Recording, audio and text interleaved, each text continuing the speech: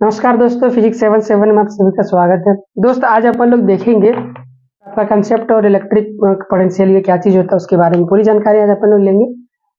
Electric potential energy कैसे होता है, अपन उसका कैसे स्टोर करते हैं किसी डिवाइस में, ये सारे ऑलरेडी अपन लोग जान चुके हैं। इलेक्ट्रिक पोटेंशियल एनर्जी कहीं पे है तो वो इलेक्ट्रिक फोर्स लगा सकता है, ये सब भी अपन लोग जान चुके हैं, ठीक है।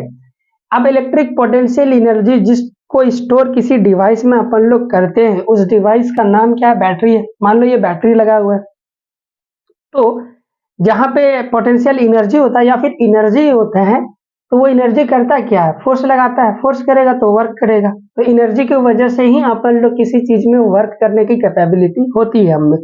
तो अपन ने बहुत सारा एनर्जी इस बैटरी में रखा है, उस एनर्जी को पोटेंशियल एनर्जी बोल देते हैं। जैसे इसमें तार जोड़ेंगे तो करंट चलने लगता है, तो करंट चलेगा, इसका मतलब समझते हो? चार्ज क्या कर रहा है? फ्लो कर रहा है। चार्ज फ्लो कर रहा है, इसका मतलब उस पर फोर्स लग रहा होगा।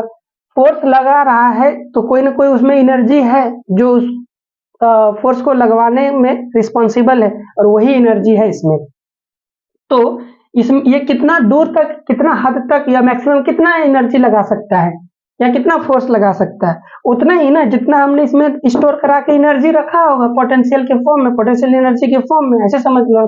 तो हमने कितना स्टोर करा के रखा है? Delta U. और इसने कितना करंट या चार्ज को एक्सेलरेट करवा दिया? मान लेते हैं क्यू को।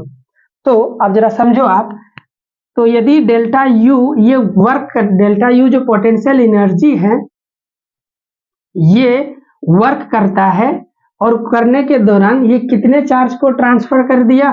क्यू चार्ज को। क्यू चार्ज में बहुत सारे इलेक्ट्रॉन होंगे, है ना, इतने सारे चार्ज होंगे। क्यू चार्ज को क्या कर दिया? डिस्प्लेसमेंट करा दिया। या ऐसे समझ लो आप, क्यू चार्ज को डिस्प्लेसमेंट कराने में इस बैटरी ने टोटल कितना वर्क करा? तो डब्ल्यू वर्क करा।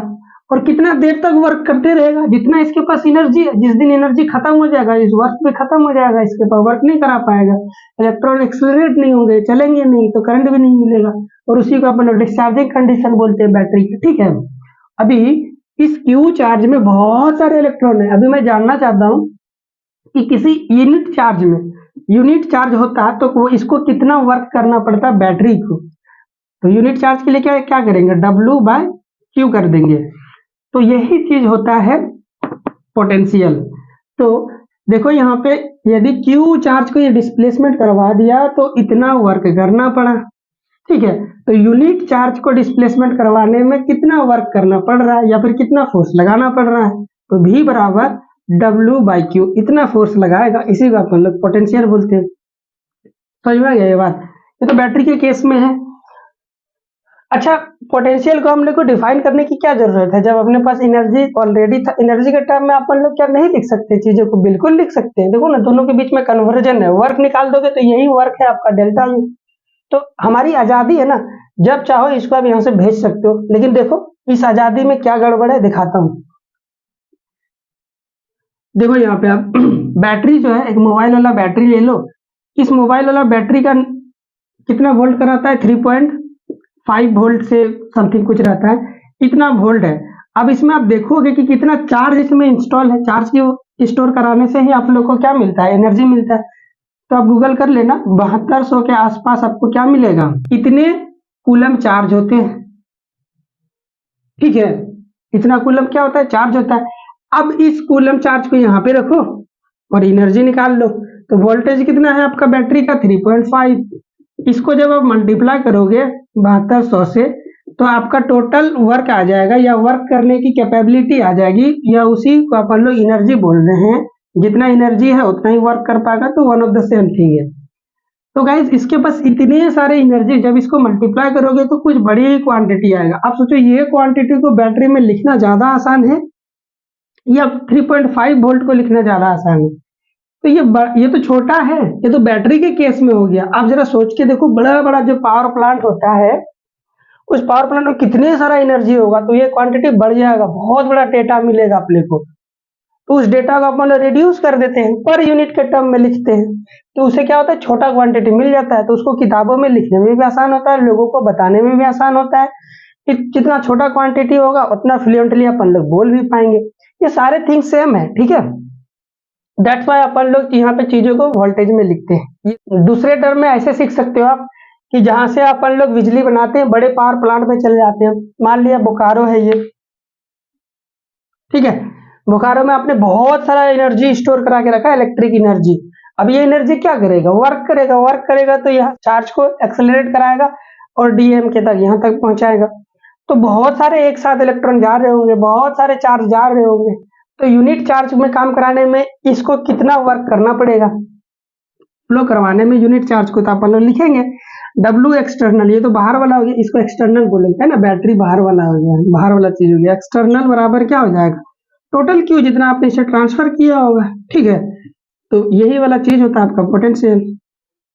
आई होप आपको समझ में आ गया होगा कि यूनिट चार्ज को अपन लोगों को डिस्प्लेसमेंट कराने में जितना वर्क करना पड़ता है, और वर्क कौन करेगा, फोर्स लगेगा तब भी ना वर्क हो सकता है। तो वहां पे फोर्स कौन कैसा फॉर्म में लग रहा होगा, इलेक्ट्रिक फोर्स के टर्म में लग रहा होगा, ठीक है।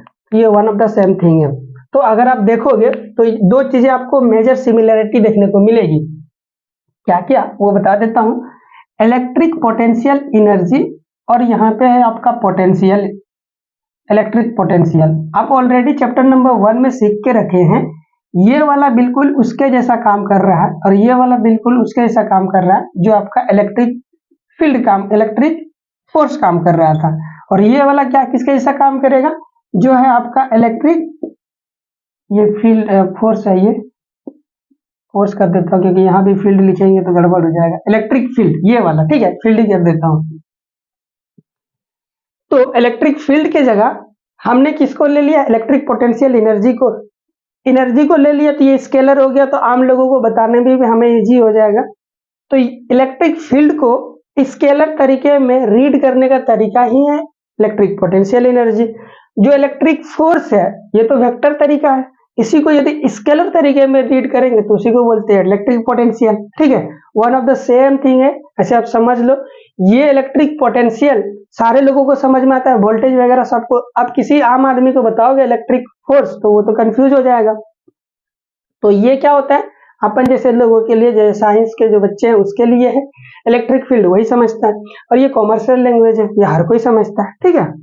तो जो काम इलेक्ट्रिक फील्ड का होता है वही काम एनर्जी का होता है, जो काम फोर्स का होता है वही काम पोटेंशियल का होता है। अब आप ये सारी चीजों को रिलेट कर पाओगे। फोर्स क्या करता है भाई, किसी पार्टिकल में चार्ज लगाता है, या चार्ज पार्टिकल में फोर्स लगा के एक्सेलरेट करवाता है।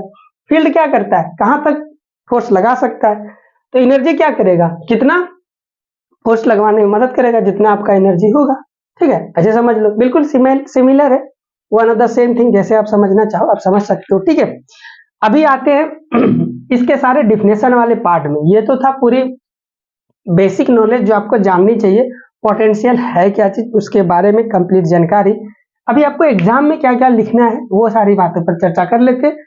तो सबसे पहला पॉइंट, यदि पोटेंशियल में आपका आता है राइट डाउन स्मॉल नोट्स या फिर कोई भी what do you mean by potential, तो आपको ये लिखना पड़ेगा कि it is a scalar quantity. पहली बात तो ये स्केलर क्वांटिटी है, स्केलर है इसलिए पॉजिटिव नेगेटिव जीरो कुछ भी हो सकता है। इसका एसआई यूनिट होता है जूल पर कूलम। इसका डिफिनेशन देखो इधर है, वर्क का जूल हो जाएगा और ये क्यू का कूलम हो जाएगा। तो जूल पर कूलम आता है, कभी कभी वोल्ट भी रहता है। ये ऑब्जेक्टिव में जैक बोर्ड में बहुत पूछता है कि वोल्ट कौन सा क्वांटिटी का यूनिट होता है, या जूल, वोल्ट तो नहीं पूछता है, वोल्ट तो खट से बता दीजिएगा पोटेंशियल का होता है। ये जूल पर कूलम अक्सर लोग भूल जाते हैं, इसीलिए ये बहुत पूछता है, ठीक है। Electric potential of infinite is assume to be zero. इसका जब डेरिवेशन कल हम लोग देखेंगे ना, तो वहां पे अपने को पता चलेगा कि इनफाइनाइट में हम लोग इलेक्ट्रिक पोटेंशियल को कितना मानते हैं, जीरो मानते हैं। ये ऑब्जेक्टिव क्वेश्चन में पूछेगा, इसीलिए इसी लाइन को यहाँ पे भी मेंशन कर दिया है कि इलेक्ट्रिक पोटेंशियल को हम लोग कहाँ पे जीरो मानते हैं, तो इनफाइनाइट में मानते हैं, जिसको अपन लोग रेफरेंस पॉइंट के नाम से भी जानते हैं। अब इसका डिफिनेशन पार्ट देखो क्या बोल रहा है, electric potential of any point is the work done by external force per unit charge for displacement from infinite to that particular point. दूसरा तरीका देखो क्या हो गया, work done per unit charge is called electric potential. ये वाला लिखो चाहे ये वाला लिखो, बात बराबर है। ये लिखोगे 2 मार्क्स का आ जाता है, तो थोड़ा बड़ा लिखोगे तो ऐसे समझ में लिख लेना आप।